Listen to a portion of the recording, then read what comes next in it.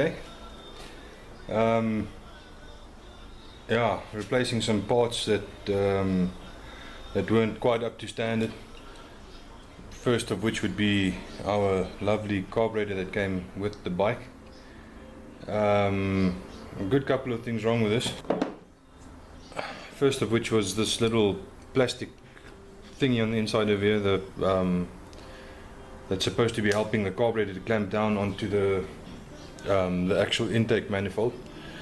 That's worn, and I can't seem to find one loose. You can't buy them loose. Well, you probably can, but over here where we are, there's a 6-week waiting period on that because it's all on back order.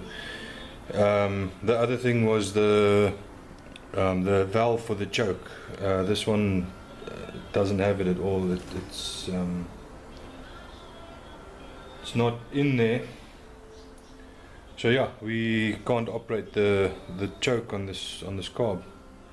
And then there's a rubber seal that's supposed to be going in behind this, which is not there either. So look, the choke valve on its own cost the same as a whole carb.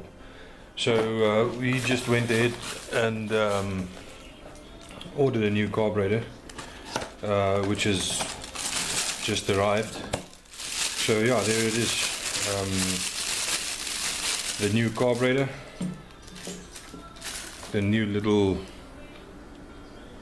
plastic ring, and the rubber seal on the inside over there. I don't know if you'd be able to see that on the camera. You actually can. Cool.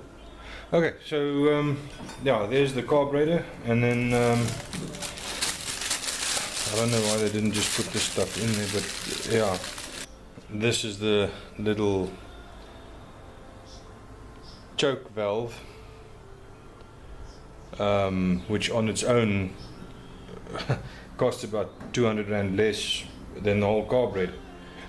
So yeah, we bought the new carb, and yeah, I'd like to get that fitted now and see if that's going to make any difference in how this machine runs.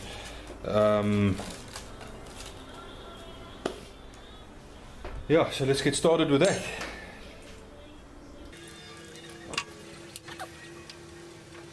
Okay, so this is a slide that goes inside the carb.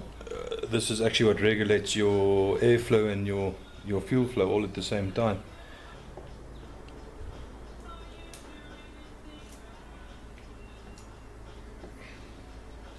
Actually quite a bit of wear on this, if you'd be able to see that.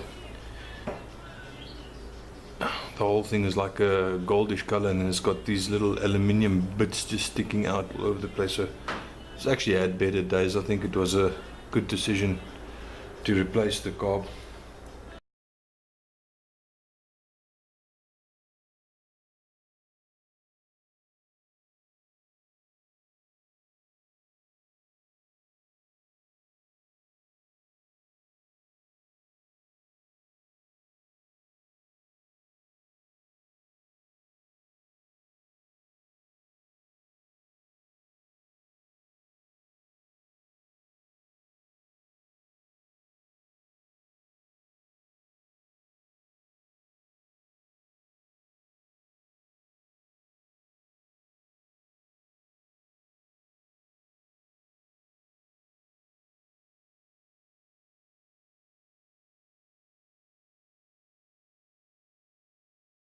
And then gets tightened on there with this little screw, and there we have it.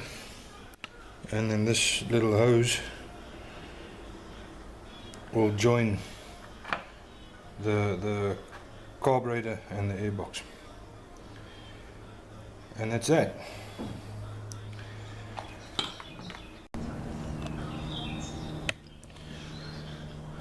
Alright, so there we have our carburetor installed, and the air box and the pipe going towards it.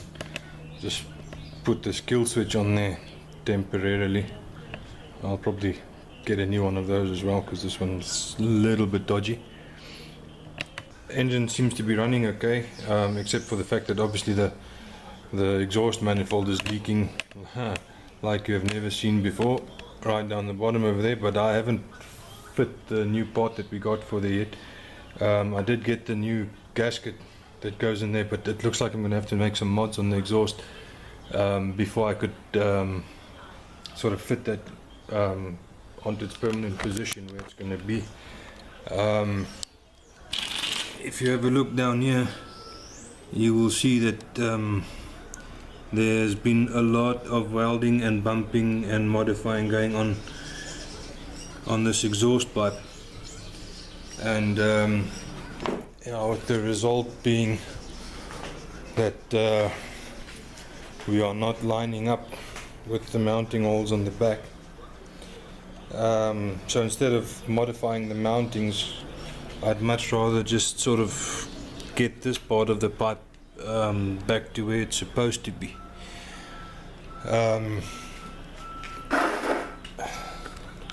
In the previous video I showed you that little drive wheel for the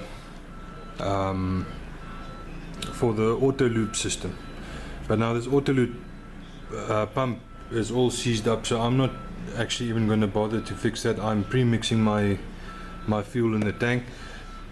I've always got pre-mixed fuel with me because I've got a PV50 that runs on the same fuel mixture. I've got my RM250 which is also a 2-stroke with no auto loop pump on it, so there's always pre-mixed fuel around. But with not using the auto loop pump, there's a little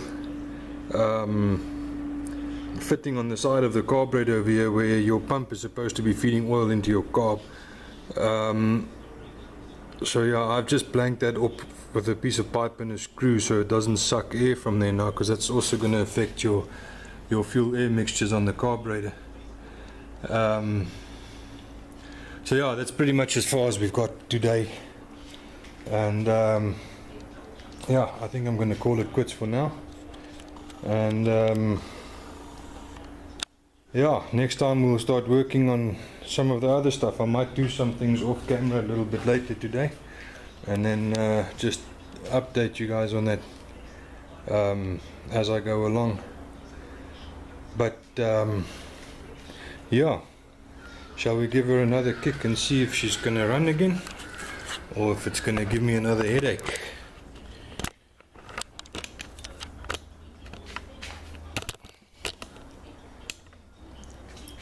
Let's give it a bash.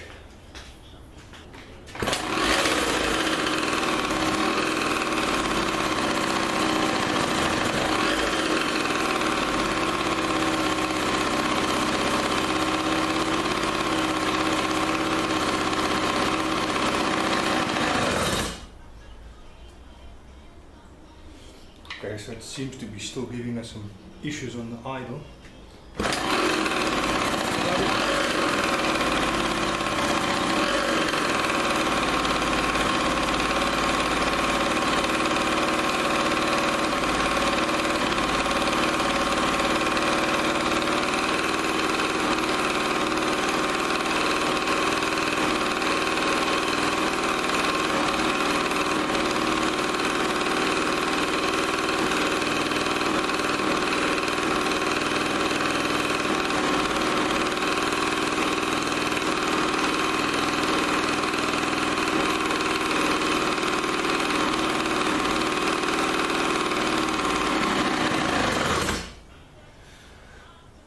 Okay, so she runs, but yeah, like I said, we've still got some tuning to do over there to get the idle working proper.